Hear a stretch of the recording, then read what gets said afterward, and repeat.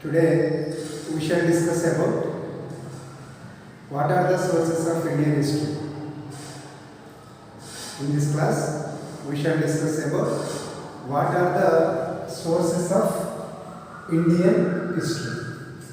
So this is the first unit of our syllabus. Actually, what is sources? Sources means what type of materials to study of history.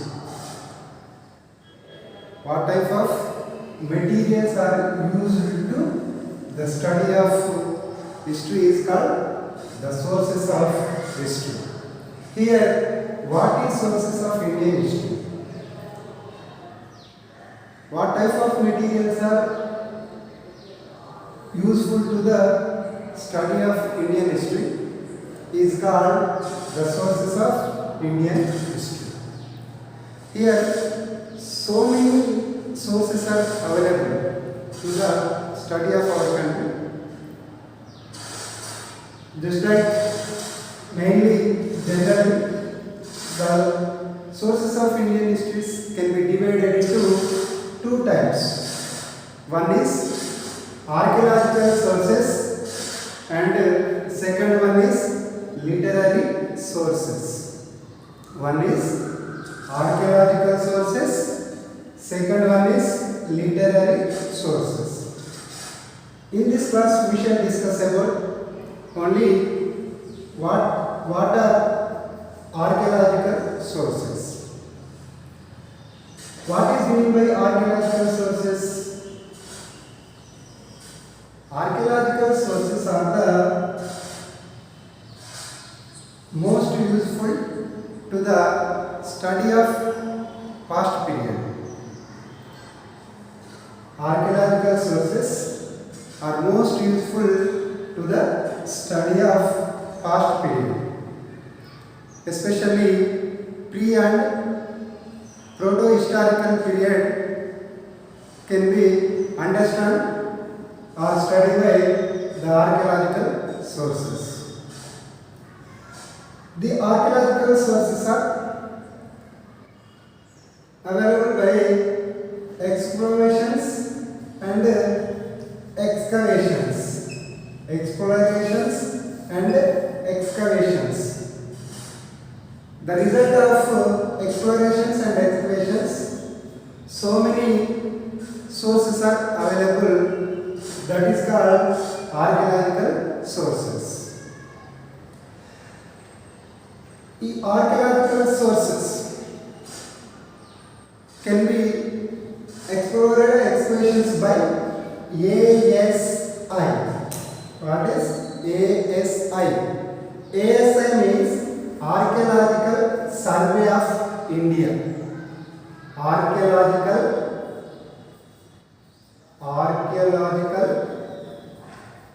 Survey of India.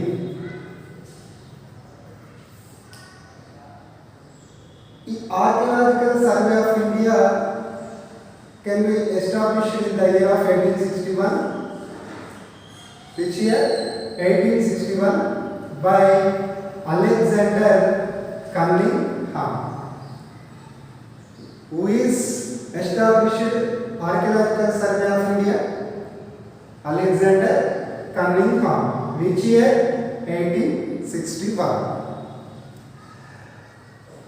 He is the first Director General of Archaeological Survey of India. He came from English country or British country, and he, under his leadership, he excavated so many excavations and explorations in our country.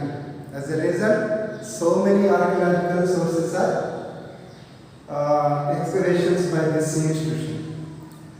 Example, Indus Valley excavations, Vedic period excavations, Mauryan's period inscriptions and coins, and also monuments.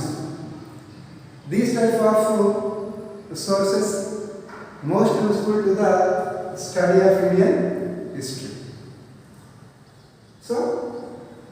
Archaeological Survey of India is most responsible to the archaeological sources in our country, especially ancient culture and ancient traditions and customs is known by Archaeological Survey of India.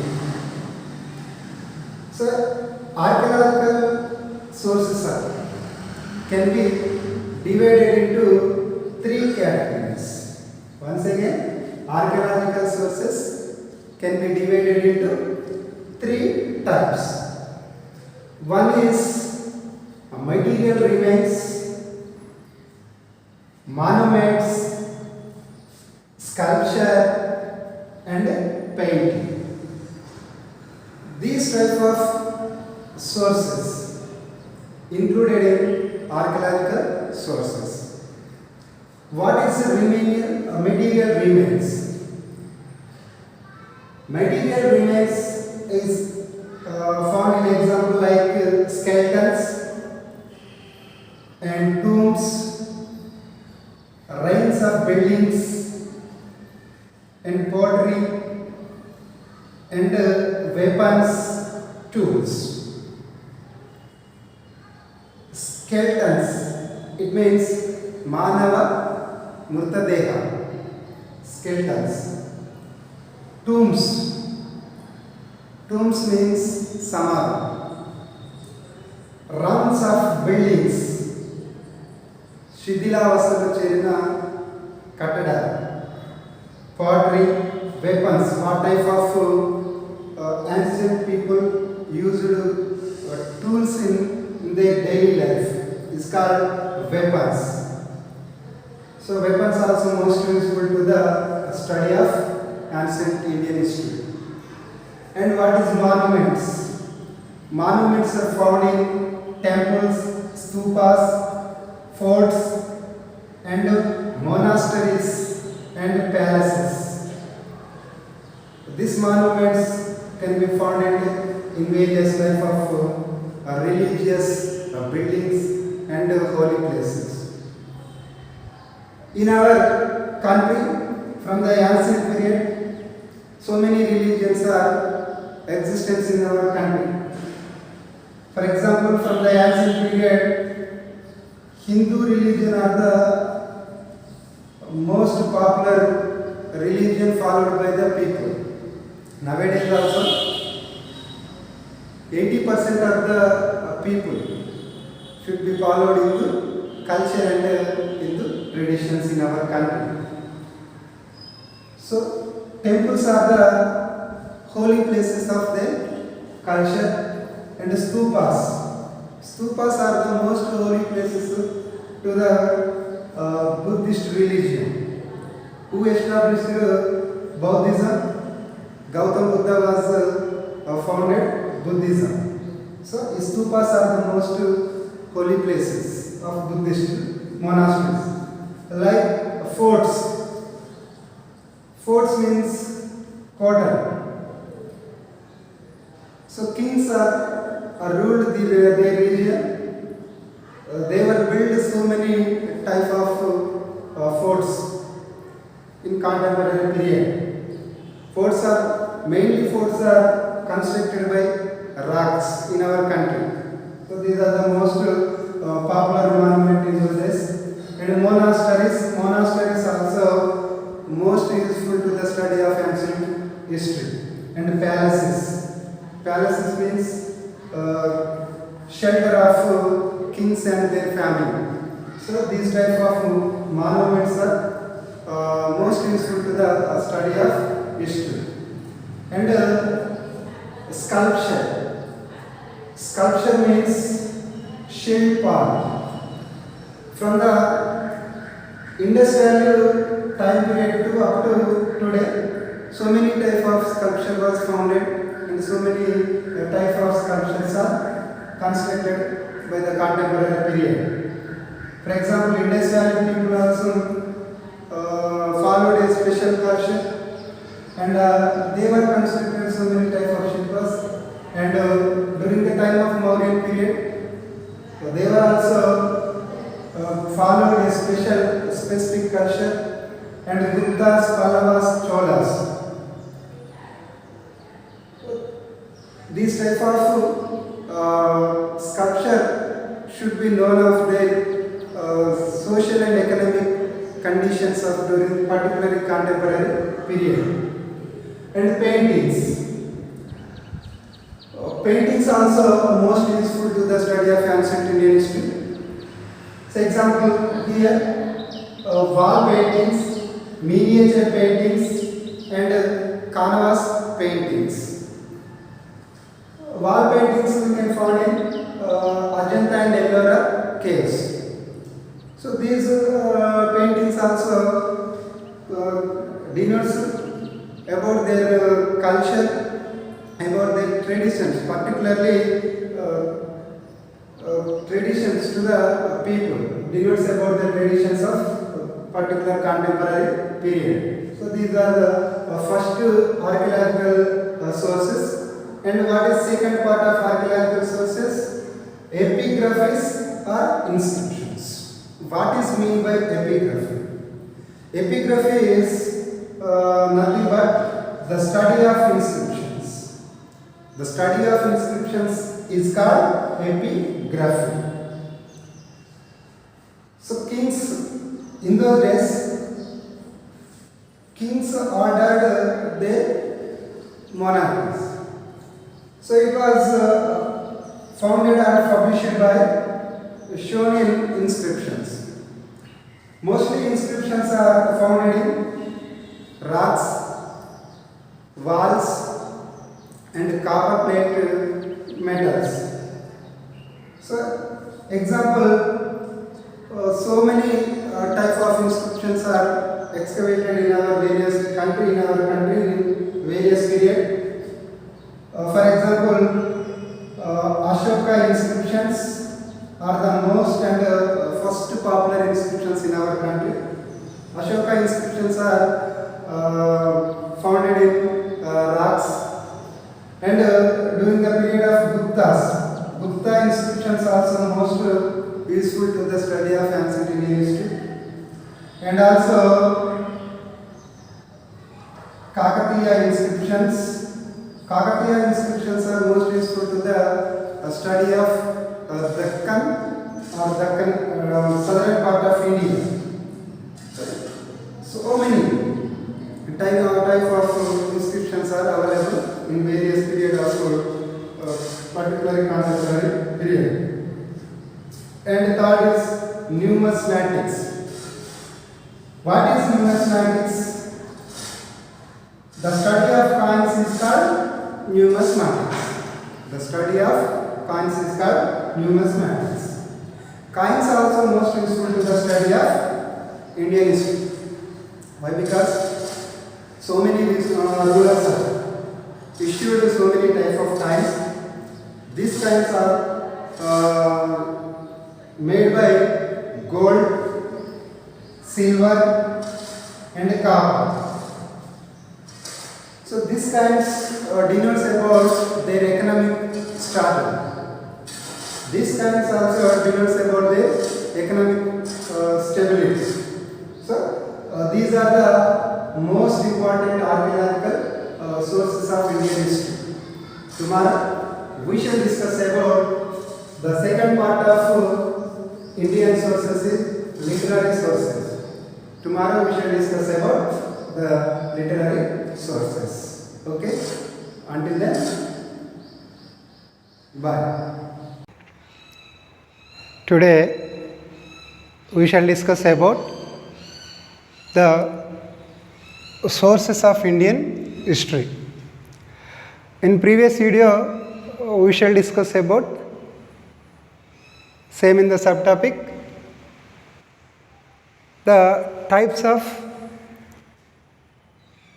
sources on Indian history.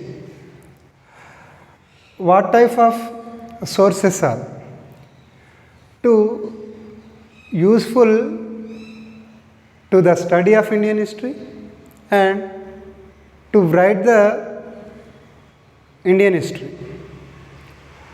Already I told there are two types of sources are to the study of Indian history. One is archaeological sources and second one is literary sources. In previous video, I totally explained the archaeological resources. Totally explain about archaeological resources. And today we shall discuss about literary sources. What is mean by literary sources? It means what type of text, what type of books are most useful to the study of Indian history. That is a literary source of Indian history.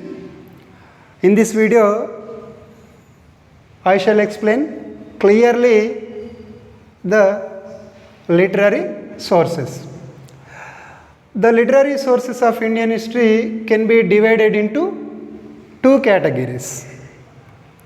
The literary sources can be divided into two categories. How many categories? Two categories. One is indigenous literary sources and second one is foreign sources. One is indigenous, Swadeshi, and foreign, Videshi texts. So once again, the indigenous sources can be divided into two categories. Once again, the indigenous sources can be divided into two categories. One is religious and second one is secular. One is religious and second one is secular, are the resources in the part of indigenous. First one, religious sources. Religious means a particular religion like Hinduism, Buddhism and Jainism, Islamic, etc. These type of text includes in the part of religious texts. The religious texts once again can be divided into three categories. How many categories? Three categories. One, Brahminical text. Second one, Buddhist text. And third one, Jainism texts. Once again, the religious sources can be divided into three categories.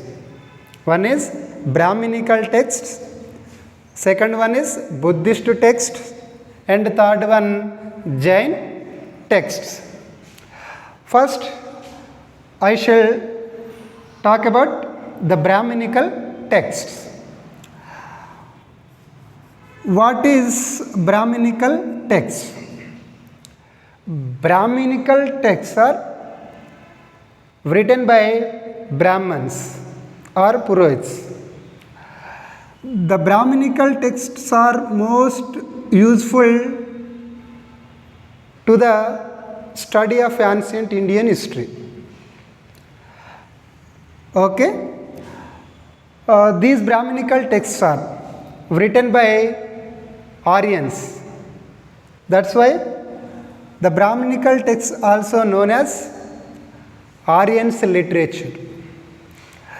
This Aryans literature has been written in Sanskrit language. Brahminical texts are written in Sanskrit language. Especially these texts denotes about the information of Aryans. That's why the Brahminical text known as Aryans culture. Especially they are wrote Vedas. That's why the Aryans culture known as Vedic culture. So this information about in further units. First of all, for the example of Brahminical texts are Vedas. Vedas are written by Aryans in Sanskrit language. Vedas are 4 in number. First one is Rig Veda, Samaveda, Yajurveda and Atharvana Veda. These all 4 types of Vedas should be described about the socio, religious and economic conditions of Aryans, and also discuss about the ancient Indian history. And Vedangas, Upavedas, Puranas. Puranas also 18 number. Especially Puranas are described about the ancient dynasties like Magadhas, Mauryans, Shishunagas, etc., Guptas, etc., etc. Okay, epics also 2 in number. One is Ramayana and second one is Mahabharata. You know what is Ramayana? Ramayana is the story of Lord Rama and Lord Sita. And what is Mahabharata? Mahabharata is the story of Pandavas and Kauravas. These 2 epics are tells about what are the moral values of particularly Indians in those days, and what type of traditions and customs should be followed by the people and the rulers in those days. This type of traditions and culture was clearly shown in Ramayana and Mahabharata. So totally the Brahminical texts are most useful to the study of ancient Indian history. Okay, now we will go to Buddhist text. You know, Buddhism is one of the most ancient and famous religion in the world and India. This religion was founded by Lord Gautam Buddha. So Buddhist text also most useful to the study of ancient Indian history as contemporary period. Especially example, the holy books of Buddhism, Tripitakas and Lalita Vistara, Saddharma Pitika and Milinda Panha is the most important sources of Indian history, particularly the wing of Buddhist texts. Especially here we tells about Milinda Panha. The Milinda Panha is the conversation between the Greek king Menander and a famous Buddhist monk Nagasena. The conversation between Menander and Nagasena was the holy book of Milinda Panha. So this book tells about the story of Buddha.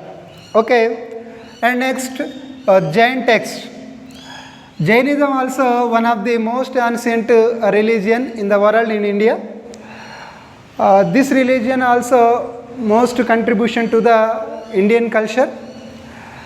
In this Jainism text 12 Angas, 12 Upangas and 10 Prakaranas and Chedi Sutra, 4 Mula Sutra and Parisishta Parva are the most important text of Jainism and to the study of Indian history. Here 12 Angas. 12 Angas are the holy books of Jainism and 12 Upangas also most holy books of Jainism. These Angas are describe about the Jainism culture and Jainism traditions and customs. Especially the Jain Gurus Tirthankaras are denotes about in the 12 Angas and 12 Upangas, and also discuss about what type of culture should be followed by the Jainism and Jain followers. In India, this type of information about these two texts. Especially here, we shall discuss about the Parishishta Parva. What is that? Parishishta Parva. This book was written by Hemachandra. Who wrote Parishishta Parva? Hemachandra, a famous writer during the period of Mauryans. In this text, we shall discuss about the information of Mauryan kings in India. So, here we shall discuss about in this text. The religious sources are most useful to the study of ancient Indian history. One is Brahminical text, second one is Buddhist text, and third one is Jainist text. These three types of religious texts are most useful to the study of history and most valuable to the study of Indian history. Now, the second category, secular texts. In the part of indigenous sources, the second one is secular text. Once again, the secular text can be divided into historical text, biographies, dramas, polity on works, Sangam literature, and scientific technical works. Here should be clear carefully. The secular texts can be divided into historical texts, biographies, dramas, works on polity, Sangam literature, scientific technical works. So now we shall discuss about clearly one by one. In the part of secular texts, first one is historical texts. Historical text means this is denotes about a particular person's of history. For example, here the Deepavamsha and Mahavamsha. These two texts are compared to the religion of Buddhism. And in these books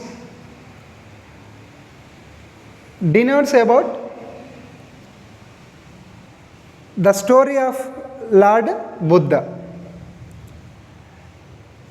Not only the story of Lord Buddha, and also discussed so many things in the period of contemporary world, especially political conditions, social economic conditions,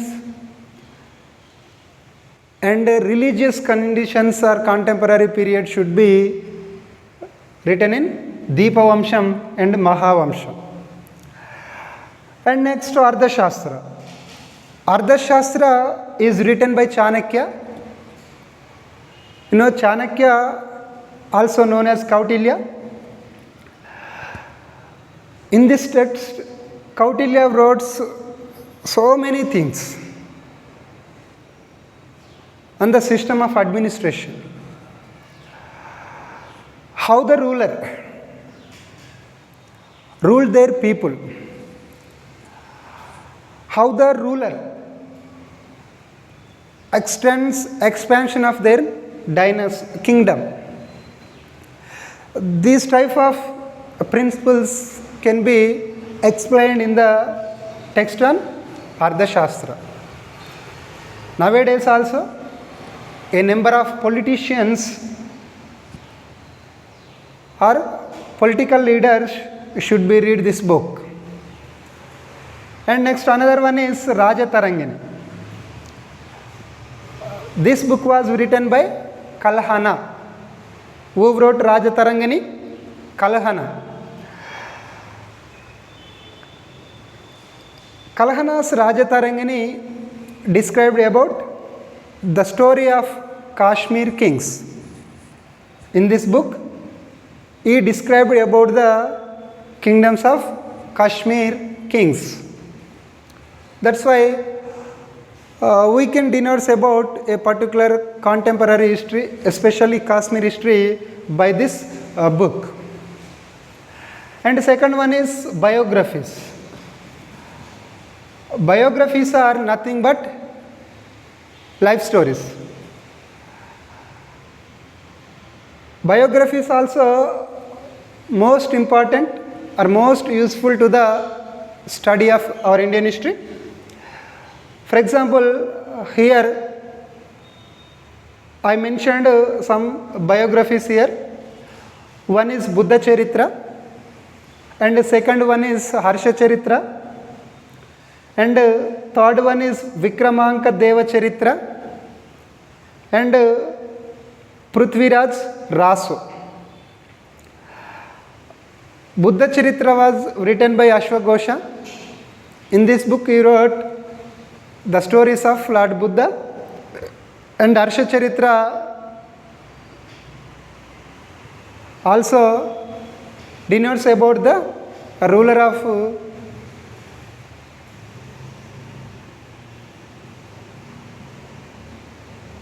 King Harsha. And Vikramanka Deva Charitra. Bilhana wrote Vikramanka Deva Charitra. This book also denotes about the northern part of Indian rulers. And Prithviraj Raso is written by Chandabadhyay. This book is tells about the ruler of Delhi, that is Prithviraj.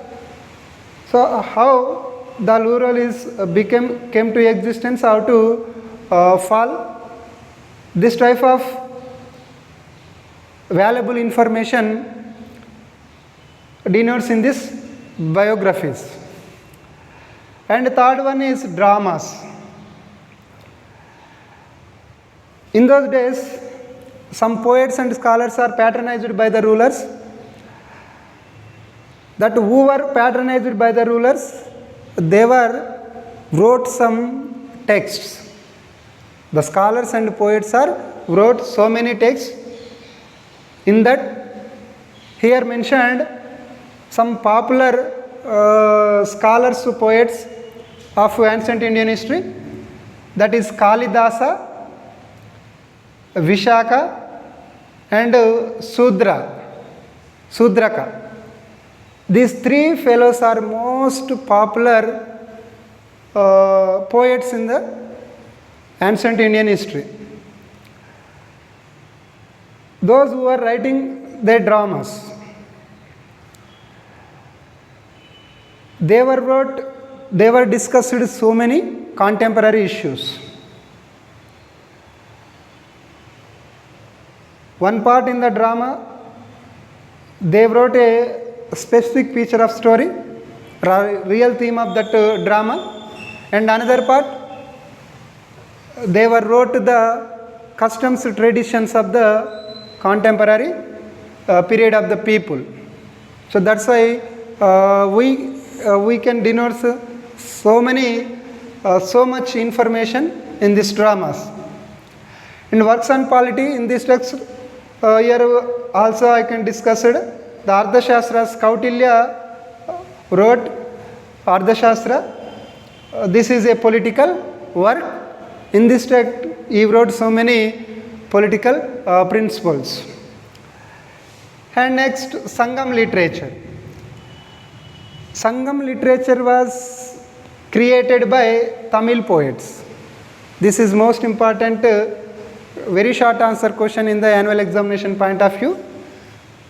So students, listen carefully. The Sangam literature was created by Tamil poets. Whoever created Sangam literature? Tamil poets and scholars. In this text, we donate three ruling families. One is Chera, Chola and Pandya. These three families are included in the Sangam literature. Most important Sangam literature books are Manimekala, Shilappadikaram. Manimekala and Shilappadikaram are the most important Sangam literature text.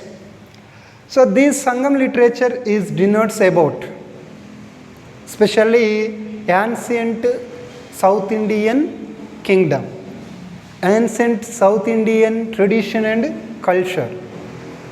So this is information can be denotes from the Sangam literature. And finally, we shall discuss about scientific and technical works. What is scientific? Scientific means technical knowledge. It's realistic texts like medicine, like astronomy, like health, etc. In this text, I mentioned 3 or 4 type of works. One is Varahamitra. He was a great scientific scholar in ancient Indian history. He lived during the period of Guptas. He wrote Pancha Siddhantika. What is that? Pancha Siddhantika. The Pancha Siddhantika is the Bible of Indian astronomy. What is that? The Bible of Indian astronomy. What is that book? Pancha Siddhantika. Who wrote Pancha Siddhantika? Varaha Mitra. So he was the father of the astronomy in Indian. And also second one is Aryabhatta. Aryabhatta also a famous mathematician in ancient Indian history and a famous scholar. He wrote so many books for the view of scientific knowledge, especially Aryabhattiyam. This is information about the universal. And also Charaka. Charaka wrote Charaka Samhita. What is that? Charaka Samhita. This is a medico work or medical text. Charaka Samhita is a medical text. In those days, in those ancient days, he can do the operations also. And Patanjali. Patanjali also a most famous scientific scholar. He wrote Mahabhasya. This is also a medical text. So in these books, we can get a lot of information about the ancient and medieval Indian history. So guys, tomorrow we shall discuss about the foreign resources. What type of foreign resources are useful to the study of Indian history? And whoever wrote the text. How the books are, foreign books are to study of Indian history. So this type of information can be seen in next class. Today I am going to discuss about our topic in the first chapter, the sources of Indian history. In previous videos, we shall discuss about on the part of sources of Indian history. We shall discuss about the archaeological sources and the literary sources, and also discuss about the parts of archaeological sources and also discuss about the parts of literary sources. In the part of literary sources, there are two types of sources are there. One is indigenous sources and foreign sources. In yesterday, we shall discuss about the indigenous sources. Indigenous means Swadeshi Adharalu. So, in the part of indigenous sources, we shall discuss about the religious text and secular text. And now, in this class, we talk about the foreign sources. Foreign means another country peoples, foreigners. From the ancient period, ancient onwards, a number of foreign travelers and ambassadors and also a famous monks also visited our India. Who came to India from the foreign countries? They wrote some text, what they are seeing and what they are seeing in the Indian society or Indian geographical areas. So these works are most useful to the reconstruction of Indian history, and also these accounts are most useful to the study of ancient, medieval and modern Indian history. So here mentioned some categories of foreign sources are there. One is Greek sources and Chinese sources. Third one, Arabic and Persian works, and finally European accounts or works. So first of all, I am going to discuss about Greek sources. Greek, the country Greek is located in European continent. From the ancient onwards, a good relations between the Greek and India. That's why a number of Greek persons came to India and they wrote some texts. So the Greek texts are most valuable to the study of our Indian history. So in this, one is the Skylarks books. The Skylarks books tells about the information of the Darius invasions on northwest part of India in BC 5th century. You know who is Darius? He was a Persian king, and he invaded a number of countries during the period of BC 5th century. So the Darius invasions denounced from the Skylarks text. And second, Megasthenes Indica. Megasthenes, he was a famous poet and author. He belongs to Persian kingdom and he was patronized by Seleucus Nicator. Who is Seleucus Nicator? Seleucus Nicator was a army soldier in the court of the great king Alexander. So after death of Alexander, he became the ruler of northwest part of India.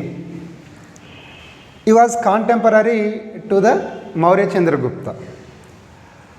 So the strength of Maurya Chandragupta, hearing the Seleucus Nicator, he sent to a ambassador in the court of Maurya Chandragupta. One person came to India and visited Maurya Chandragupta court. That fellow is the Megasthenes. He spent a lot of time here and learned Sanskrit language also and write a great text, a famous text, that is Indica. This Indica tells about the relations between Mauryans and Seleucus Nicator. This is a valuable information about the Mauryans and Mauryan kingdom. And next, Ptolemy's geography also tells about the geographical especially the geographical conditions of sea coastal areas. And unknown writer textbook, The Periplus of the Erythraean Sea. This is also a most valuable information about the ancient Indian history from the side of Greeks. And second one is Chinese sources. Here I mentioned two famous writings. From the ancient period, the Chinese persons are visited our country and write so many textbooks what they are seeing in here Indian society. And also from the ancient period, the relations of a good relations should be followed between the two countries. Okay.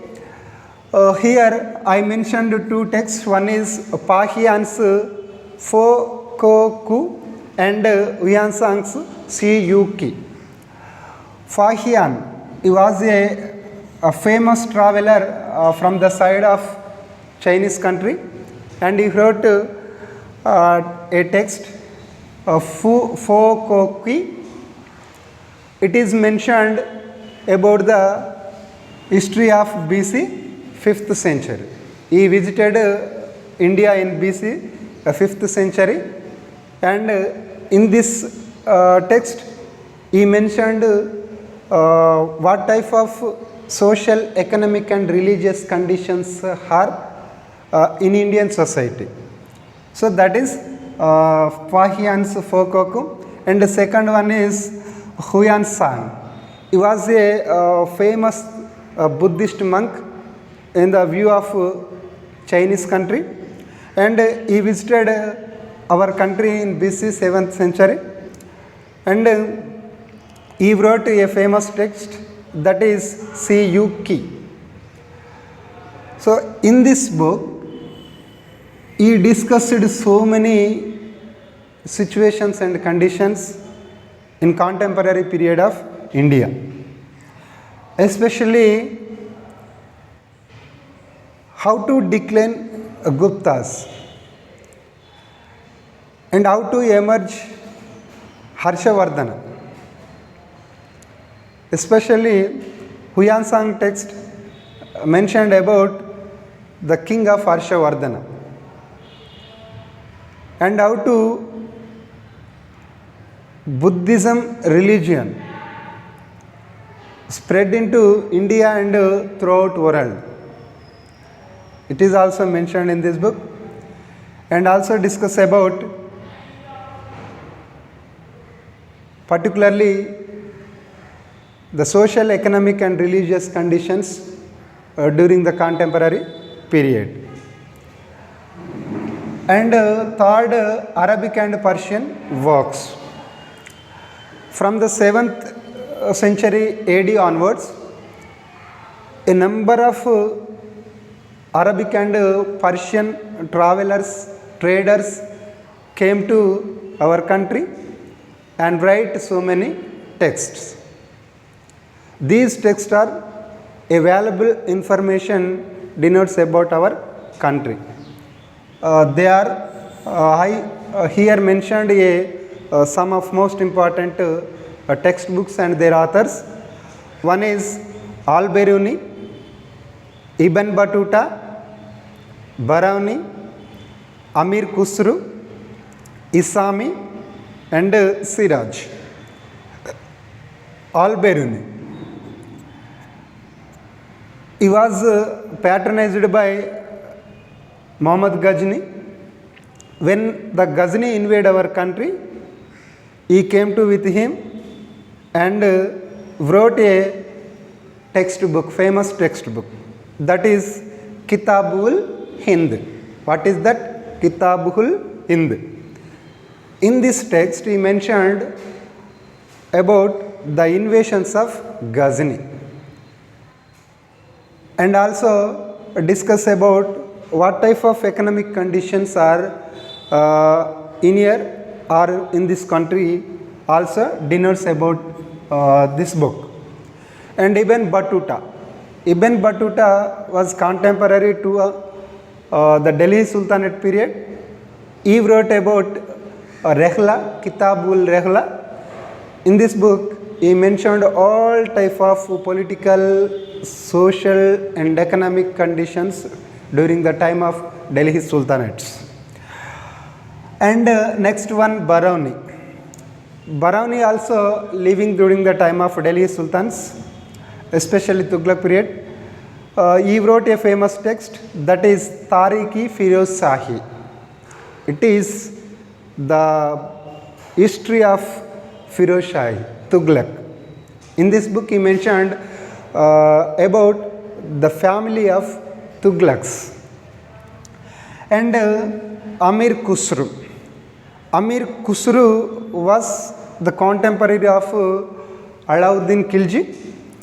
He wrote a famous text, that is Ashiki. In this book, he mentioned about the invasions of Alauddin Khilji and what type of administration should be followed by Alauddin Khilji in this country. And next, another most important Muslim author, Isami. He wrote Futuhus Salatin. What is that? Futuhus Salatin. In this text, he was also mentioned, he was also discussed so many contemporary issues, so like political, economical and social conditions. And Siraj. Siraj, he was the court of, living in the court of Ghori, Muhammad Ghori. He tells about how to invade Muhammad Ghori on India. That is Ghori's invasions. So this is a valuable information about the Indian history from the side of Arabic and Persian works or persons. And finally, here I shall discuss about the European accounts or text. From the ancient onwards, a number of European persons, travelers, merchants, traders, etc. they were came to our country and they were also wrote some information about the Indian or Indian people. So firstly, from the side of European accounts, Pliny and Justin. Pliny and Justin. They were came to India from BC years and they were discussed about the geographical conditions and wealth conditions of India or Indian people. So that's why from the Pliny and Justin works, the Europeans are interested, came to India and they were trading with Indian people from the ancient periods. So that is a valuable accounts to the information about European side. And next, Marco Polo. Marco Polo was a famous Venetian traveler, Italian traveler. He was also visited our country in medieval period and he wrote a book, that is Travels. So in this book he mentioned so many activities and so many conditions in our country, especially in this country. He mentioned in this book, he wrote about the Kakatiyas administration and Kakatiyas political, economical and social social conditions of Kakatiyas or Kakatiyan period. Especially he visited the court of Rudrama Devi. So this is most valuable to the sources of Indian history, in especially medieval Indian history. And Niccolo Conti, Domingo Faes, and Nunes. These three fellows are belongs to Portugal. So they were also visited our country, and they were visited the court of the Vijayanagara king, most famous ruler Sri Krishna Devaraya. He visited their court, and they were also stayed some period, and they were also write about the contemporary issues, especially what type of administration should be followed by Vijayanagara empires, and what type of political, economic, social and religious conditions should be followed by the Vijayanagara rulers and Vijayanagara peoples. So this is most useful to the study of Vijayanagara dynasty. So students, here the foreign sources are most useful to our Indian history, and most useful to a reconstruction of our Indian history, equal to our indigenous sources. So this is information about the sources of Indian history. Tomorrow we shall discuss about how to influence on geographical features on Indian continent. Okay.